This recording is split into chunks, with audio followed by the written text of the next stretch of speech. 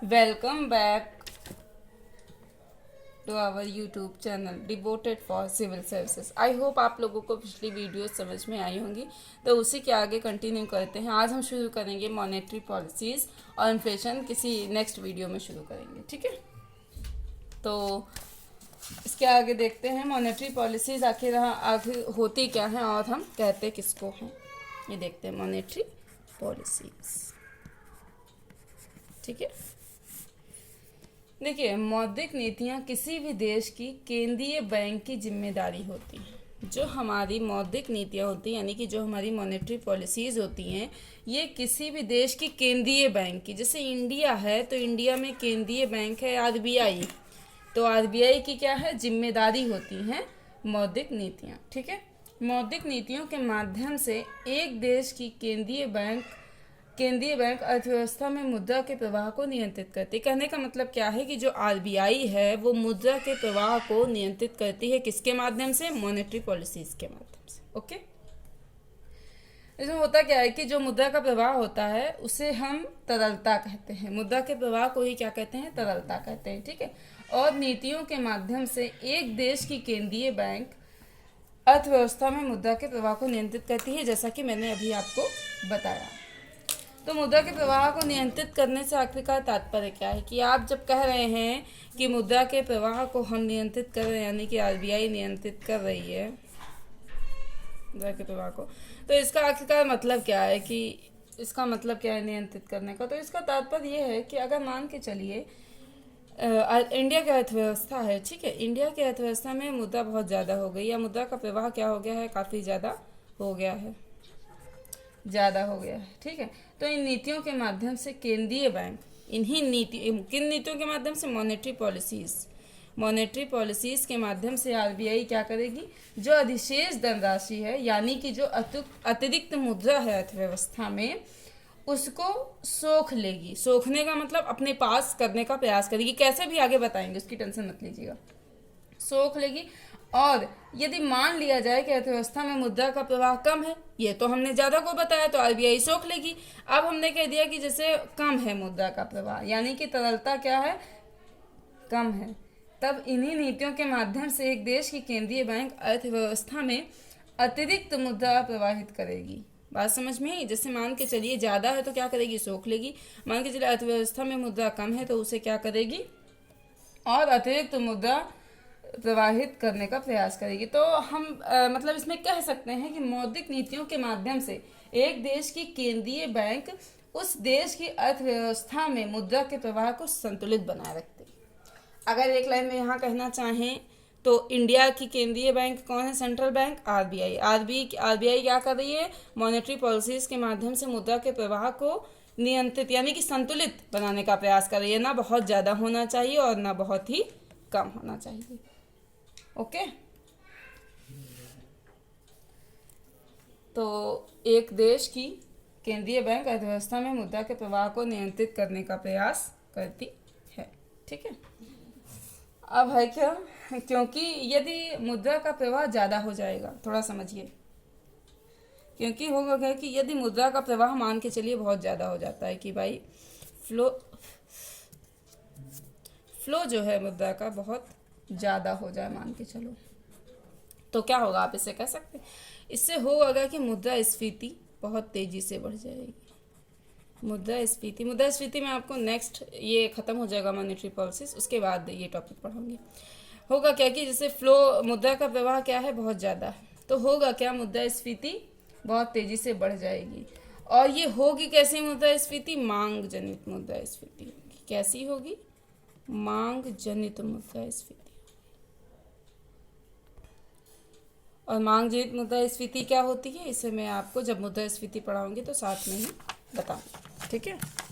इसके आगे देखिए, तो इन नीतियों के माध्यम से जब शेष धनराशि को सोख लिया जाता है, जब मुद्रा का प्रवाह ज़्यादा हो जाए तो इन नीतियों के माध्यम से आरबीआई जब शेष धनराशि को सोख लेती है, तो ये मांग क्या होती है, तेजी से बढ़ रही थी वो नीचे आ जाती है। जब शेष धनराशि जो भी ज़्यादा होगी उसको आरबीआई क्या कर लेगी, अपने कंट्रोल में जब कर लेगी, तो होगा क्या कि मांग जो तेजी से बढ़ रही थी, मांग जो कि बहुत तेजी से बढ़ रही थी, वो क्या हो जाएगी, अब नीचे आने लगेगी, अब तेजी से नहीं बढ़ेगी। और आपको पता है जब मांग नीचे आने लगेगी तो क्या होगी, मुद्रास्फीति यानी कि महंगाई भी नीचे आती है। ठीक है, आपको बिल्कुल भी परेशान होने की ज़रूरत नहीं है। ये टॉपिक मैं आपको नेक्स्ट वीडियो में ज़रूर बताऊंगी मॉनेटरी पॉलिसीज खत्म होने के बाद में। ठीक है, अब यदि मान लीजिए कि अर्थव्यवस्था में मुद्रा का प्रवाह कम हो, ये तो मैंने जो भी प्रोसेस बताया आपको तब बताया जब मुद्रा का प्रवाह क्या है, अर्थव्यवस्था में ज़्यादा है। अब मैं बता रही हूँ कि जो फ्लो है रेट का, रेट ऑफ फ्लो, वो क्या है, अब मैं कह रही हूँ कि कम है। अभी तक तो मैंने ज़्यादा बताया, अब मैं क्या बता रही हूँ कि कम है। ठीक है, कम है तो होगा क्या कि मांग और उपभोग भी प्रभावित होगा। मांग और उपभोग यानी कि जो भी आप कंजप्शन करते हैं, मांग और उपभोग भी प्रभावित होगा। ठीक है, जब ये प्रभावित होगा तो फिर क्या होगा, उत्पादन भी प्रभावित होगा, भाई प्रभावित होगा। ठीक है, और जब उत्पादन प्रभावित होगा तो मैंने आपको बताया था क्या प्रभावित होगा, आर्थिक समृद्धि हमारी प्रभावित होगी। ये मैंने बताया था, जब इंट्रोडक्शन दिया था तब बताया था। आर्थिक समृद्धि भी हमारी क्या होगी फिर, तब वो भी प्रभावित होगी। प्रभावित का मतलब इस पर तो प्रतिकूल प्रभाव पड़ेगा। ठीक है ना, प्रतिकूल प्रभाव पड़ेगा। ठीक है, आर्थिक समृद्धि हो ही नहीं पाएगी। जो आर्थिक समृद्धि हमारे प्रतिकूल प्रभाव का मतलब क्या है, जब जाहिर सी बात है जब उत्पादन नहीं होगा तो आर्थिक समृद्धि आप कैसे किसी देश की कर सकते हैं। और रोजगार के नए अवसर भी नहीं उत्पन्न होंगे। जब उत्पादन ही नहीं है तो आप रोजगार के नए अवसर कहाँ से उत्पन्न करेंगे, वो भी नहीं हो पाएंगे। देख रहे हैं आप मुद्रा का प्रवाह अगर कम है तो कितना गंभीर प्रभाव पड़ रहा है। ठीक है, तो ऐसी स्थिति में होगा क्या, ऐसी स्थिति में इन्हीं नीतियों के माध्यम से देश की केंद्रीय बैंक अर्थव्यवस्था में अतिरिक्त धनराशि प्रवाहित करेगी। तो ऐसी स्थिति में इन्हीं नीतियों का मतलब मॉनेटरी पॉलिसीज के माध्यम से देश की केंद्रीय बैंक यानी कि आरबीआई अतिरिक्त अर्थव्यवस्था में अतिरिक्त धनराशि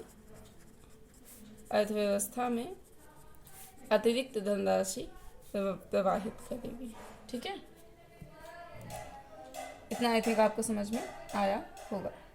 तो एक लाइन की बात यह है कि हम यहाँ पे ये कह सकते हैं, वी कैन से कि मौद्रिक नीतियों के माध्यम से एक देश की केंद्रीय बैंक यह सुनिश्चित करती है, मौद्रिक नीतियों के माध्यम से एक देश की केंद्रीय बैंक यह सुनिश्चित करती है कि अर्थव्यवस्था में कितनी धनराशि ऋण के रूप में, कि अर्थव्यवस्था में कितनी धनराशि ऋण के रूप में, कितनी धनराशि ऋण के रूप में उपभोक्ता तक किस ब्याज दर पर दी जाए।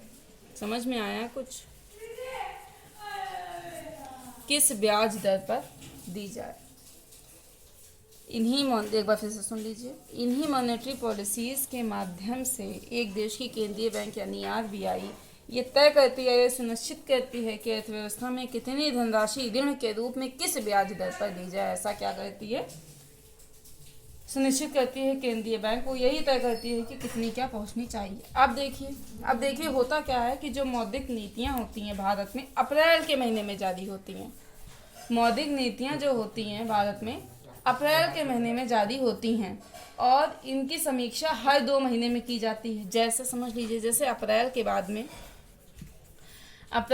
में जून में समीक्षा होगी। देखिए मान अप्रैल में समीक्षा हुई कि मई पूरा महीना बीत गया और फिर उसके बाद में तो अप्रैल में जैसे मान के चलिए नीतियां जारी की, उसके बाद जून में जारी करेगी, हर 2 महीने बाद, क्योंकि अप्रैल में जारी करेगी, फिर मई और फिर जून में लास्ट में जारी करेगी। ठीक है, मई और जून हो गया ना, अप्रैल के बाद मई जून, फिर अगस्त में। ठीक है ना, जून में समीक्षा होगी, फिर उसके बाद में अगस्त में समीक्षा। बात समझ में आ गई होगी। देखिए अप्रैल मैंने क्या बताया आपको, हर 2 महीने में की जाती है। अप्रैल में जारी हुई, ठीक है, फिर उसके बाद में मई छोड़ के जून में जारी होगी, फिर जुलाई छोड़ के अगस्त में जारी। ठीक है, इस तरीके से होगा। अब आगे बात करते हैं। और फिर होता है कि परिस्थितियों के अनुरूप जो भी हमारी मौद्रिक नीतियाँ हैं उनमें परिवर्तन लाया जाता है। जो भी हमारी परिस्थितियाँ होंगी उनके अनुसार फिर मौद्रिक नीतियों में क्या लाया जाएगा, परिवर्तन लाया जाएगा। जिस हिसाब से ज़रूरत होगी उस हिसाब से लाएंगे। उनमें फिर होता क्या, उनमें संशोधन भी किया जाता है मौद्रिक नीतियों में। ऐसा नहीं है कि एक बार जो आ गई फिर उनके पास संशोधन नहीं किया जाएगा। इसीलिए तो हर 2 महीने में समीक्षा होती है। उनका क्या होगा, संशोधन किया जाएगा। लेकिन अगर मान लीजिए कि कोई तत्काल रूप में मौद्रिक नीतियों को परिवर्तित करने की आवश्यकता है, जैसे मान के आज ही हमने अप्रैल में मान के चलो हमने कोई नीति बनाई, फिर मुझे लग रहा है अरे 2 महीने तक तो बहुत टाइम हो जाएगा, तो होता क्या है कि आरबीआई बिना 2 महीना रुके हुए तत्काल भी इनको जो है संशोधन इनमें मौद्रिक नीतियों में कर सकती है। यानी कि यह कोई जरूरी नहीं है कि आरबीआई 2 महीने रुकेगी ही, ये कोई जरूरी नहीं है कि 2 महीने बाद ही मौद्रिक नीतियों में क्या होगा, परिवर्तन होगा। उससे आरबीआई को अगर लगता है कि नीतियां सही नहीं बनी तो उससे पहले भी परिवर्तन कर सकती है। ठीक है। वास्तव में मौद्रिक नीति समिति बनाती है जिसका नेतृत्व आरबीआई का गवर्नर करता है। होता क्या है कि जो मॉनेटरी पॉलिसीज होती हैं, मॉनेटरी ये बनाता कौन है, मौद्रिक नीति एक समिति होती है, वो बनाती है। मौद्रिक नीति समिति एक होती है, वो बनाती है, और इसका जो नेतृत्व होता है वो आरबीआई का गवर्नर करता है, आरबीआई का गवर्नर करता है। ठीक है। अच्छा ये बताइए, अब आरबीआई को कोई सपना तो आ नहीं रहा है, पता कैसे चलेगा कि आरबीआई को ये चीज़ पता कैसे चलेगी कि मुद्रा का प्रवाह कम हो रहा है या ज़्यादा हो रहा है? ये चीज़ भी तो है भाई, पता भी तो चलना चाहिए कि मुद्रा का प्रवाह भाई कम हो रहा है कि ज़्यादा हो रहा है, ये चीज़ भी तो पता होनी चाहिए। तो आरबीआई उपभोक्ता मूल्य सूचकांक, ठीक है ना, सीपीआई के आंकड़े देखती है। आरबीआई क्या करती है, आरबीआई उपभोक्ता मूल्य सूचकांक, उपभोक्ता मूल्य सूचकांक, ठीक है, इसके क्या करती है, आंकड़े देखती है, तभी उसे पता चलता है। ठीक है। यदि मान लीजिए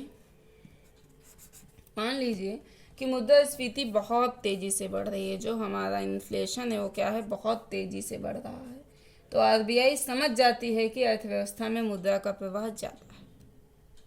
यदि मुद्रास्फीति बहुत तेजी से आगे बढ़ रही है तो आरबीआई को समझ आ जाएगा कि मुद्रा का प्रवाह जो है अर्थव्यवस्था में क्या है, बहुत ज़्यादा है, यानी कि रेट ऑफ फ्लो क्या है, रेट ऑफ फ्लो काफ़ी ज़्यादा है। ठीक है। अब मान लीजिए कि उपभोक्ता मूल्य सूचकांक में मुद्रास्फीति की दर बहुत धीमी गति से आगे बढ़ रही है। अभी तो हमने बताया कि ज़्यादा बढ़ रही है, अब मान के चलिए बहुत धीमी गति से आगे बढ़ रही है, तो आरबीआई निष्कर्ष निकालती है कि मुद्रा का प्रवाह क्या है, कम है। बात को समझ में आई। अगर मुद्रा का प्रवाह ज़्यादा है अर्थव्यवस्था में तो फिर क्या होगा कि रेट ऑफ फ्लो ज़्यादा होगा, यानी कि मुद्रा का प्रवाह क्या होगा, अगर इन्फ्लेशन ज़्यादा बढ़ रहा है तेज़ी से तो रेट ऑफ फ्लो ज़्यादा होगा, अगर इन्फ्लेशन कम है तो रेट ऑफ फ्लो भी कम होगा। आई होप आपको समझ में आया होगा। साथ ही साथ जो जीडीपी के आंकड़े देखे जाते, जीडीपी समझते हैं, सकल घरेलू उत्पाद, मैंने बताया था जीडीपी किसे कहते हैं पिछली वीडियोस देखिए तभी आगे आइए, वरना समझ में नहीं आएगा जीडीपी। साथ ही साथ जीडीपी के आंकड़े भी देखे जाते हैं, जीडीपी के आंकड़े भी देखे जाते हैं। अगर उत्पादन क्या है, बहुत तेजी से हो रहा है, अगर हमारा उत्पादन क्या है, बहुत तेजी से बढ़ रहा है, तो आरबीआई अनुमान लगा लेती है कि अर्थव्यवस्था में मुद्रा का प्रवाह ज़्यादा है। रेट ऑफ फ्लो क्या है, मुद्रा का प्रवाह है ज़्यादा। देखिए जीडीपी के आंकड़े देखते जाते हैं, मैंने कहा। और होता क्या, अगर उत्पादन बहुत तेजी से हमारा बढ़ रहा है तो क्या है, मुद्रा का प्रवाह अर्थव्यवस्था में ज़्यादा है। ठीक है। अगर मान लीजिए कि जीडीपी हमारी बढ़ ही नहीं रही है, जीडीपी क्या है हमारी, बढ़ ही नहीं रही है, तो आरबीआई अनुमान लगा लेती है कि क्या है, मुद्रा की कमी है। ठीक है, बात समझ में आई। अब देख लीजिए, देखिए ये तो स्वाभाविक सी बात है। देखिए ये तो स्वाभाविक सी बात है कि अगर मांग ज़्यादा है तो उत्पादन बढ़ेगा। देखिए अगर मांग ज़्यादा है तो क्या होगा, उत्पादन बढ़ेगा। ठीक है, समझ में आई थी बात। आर्थिक समृद्धि भी होगी, ये भी समझ में आया होगा, हमने बताया था पिछले वीडियोस में। इंट्रोडक्शन की जो मेरी वीडियोस है 3, उनमें आप देखिएगा ये चीज़ें बताई।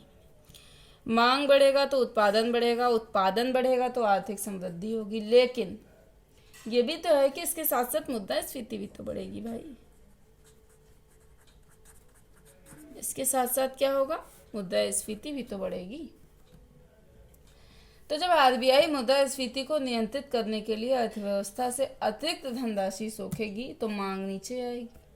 ठीक है ना, होगा क्या, हमने कहा था कि अगर ज़्यादा तो उसको आरबीआई का नियंत्रित करने का काम होता है मुद्रास्फीति को, महंगाई को, किसके माध्यम से, मॉनेटरी पॉलिसीज के माध्यम से। तो जब आरबीआई मुद्रास्फीति को नियंत्रित करने के लिए, आरबीआई ने क्या बताया कि मुद्रास्फीति को नियंत्रित करने के लिए अर्थव्यवस्था से अतिरिक्त धनराशि सोखेगी, अर्थव्यवस्था से जो हमारी एक्स्ट्रा धनराशि है उसको सोखेगी, तो करे तो फिर होगा क्या, उससे मांग नीचे आएगी। जाहिर सी बात है, जब पैसा आरबीआई सोख लेगी तो क्या हो जाएगा, मांग नीचे आ जाएगा।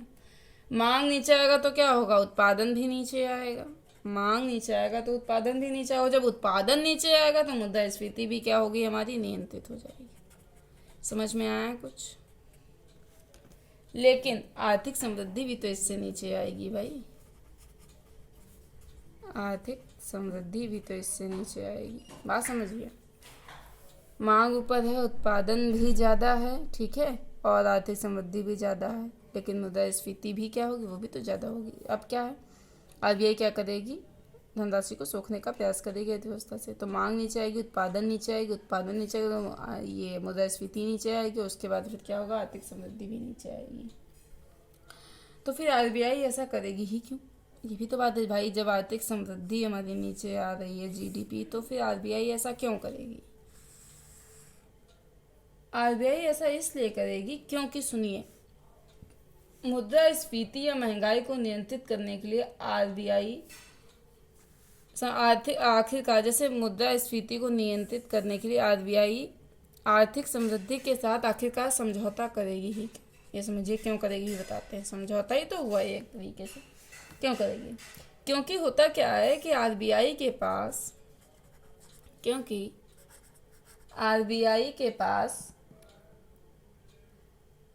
कुछ सामाजिक जिम्मेदारियां होती हैं। जैसे मान लीजिए, जैसे मध्यम वर्ग की आय बढ़ रही है, एक मध्यम वर्ग है, ठीक है, मध्यम वर्ग की आय क्या है, बढ़ रही है। वो क्या कर रहा है, उपभोग भी कर रहा है, ठीक है, इसके कारण महंगाई भी बढ़ रही है, ठीक है। अब महंगाई केवल मध्यम वर्ग के लिए तो बढ़ेगी नहीं, महंगाई जब बढ़ेगी तो सबके लिए बढ़ेगी, यानी कि गरीब वर्ग के लिए भी महंगाई बढ़ेगी।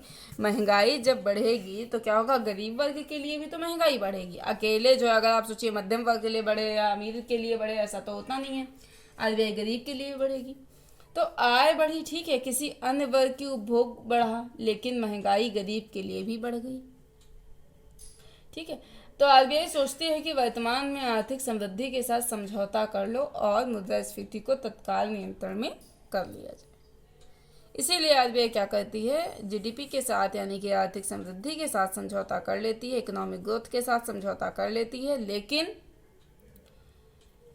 महंगाई को तत्काल नियंत्रण में मतलब करने का प्रयास करती है, ठीक है। इसलिए मुद्रा के प्रवाह को कम किया जाता है, ठीक है। तो मौद्रिक नीतियों के 3 प्रमुख उद्देश्य होते हैं। जो हमारी मौद्रिक नीतियाँ होती हैं उनके क्या होते हैं, 3 प्रमुख उद्देश्य होते हैं। होता क्या, मुद्रास्फीति को नियंत्रित करना, क्या करती है, मुद्रास्फीति को नियंत्रित करती है, ठीक है। आर्थिक समृद्धि का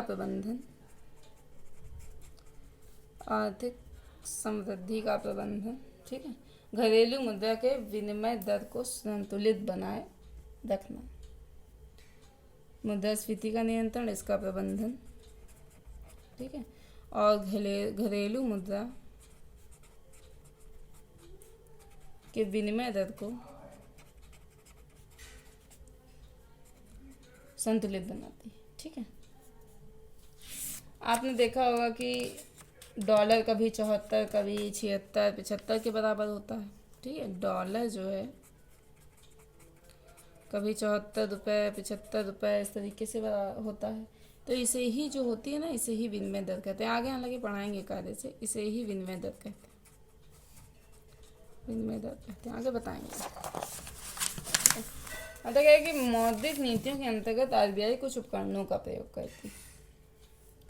जो मॉनेटरी पॉलिसीज होती हैं,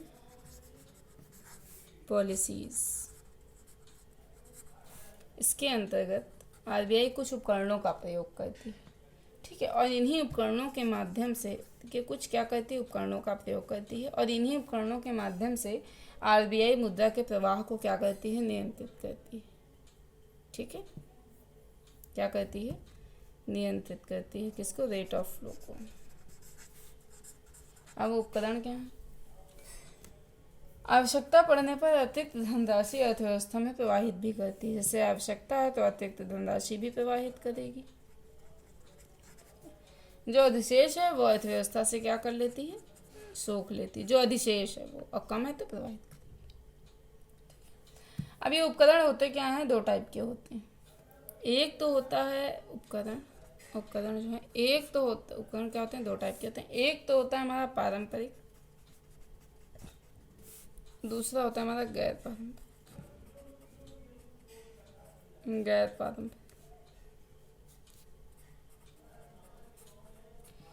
गैर पारंपरिक में होता क्या है, तीन आते हैं।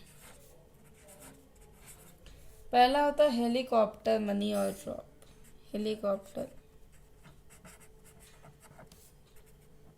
मनी और ड्रॉप। दूसरा होता है हेलीकॉप्टर हूवर, हेलीकॉप्टर हूवर, ठीक है। तीसरा होता है negative interest rate, negative interest rate, ठीक है, यानी कि नकारात्मक ब्याज दर। बाकी इसको हिंदी में भी हेलीकॉप्टर ही कहते हैं। आई होप आपको इतना समझ में आया होगा, ठीक है। पारंपरिक उपकरण देख लेते हैं। पारंपरिक उपकरण मौद्रिक नीतियों के वे होते हैं, मतलब जो सामान्य परिस्थितियों में निरंतर प्रयोग होता है। ये होता क्या है, इनका निरंतर ही प्रयोग होता है। सामान्य जब परिस्थितियां होती हैं, ध्यान रहे मैं सामान्य परिस्थितियों की बात कर रही हूँ, सामान्य परिस्थितियों में, ठीक है। लेकिन जो गैर पारंपरिक उपकरण होते हैं ये असामान्य परिस्थिति या असाधारण परिस्थितियों में यूज किए जाते हैं। ये यूज इन, ठीक है, असामान्य परिस्थिति या असाधारण परिस्थिति, असाधारण, ठीक है, जब सिचुएशन सही ना हो, कंट्रोल में ना हो, असाधारण परिस्थिति हो या फिर असामान्य परिस्थिति हो, तब इनका यूज किया जाता है। और ये नॉर्मल सिचुएशन में, जनरल सिचुएशन में यूज की जाती है, ठीक है। जो पारंपरिक उपकरण होते हैं हमारे, देखिए होता क्या है कि जब सामान्य परिस्थितियों में प्रयोग, जो पारंपरिक उपकरण होते हैं, जब सामान्य परिस्थितियों में प्रयोग होने वाले ये उपकरण विफल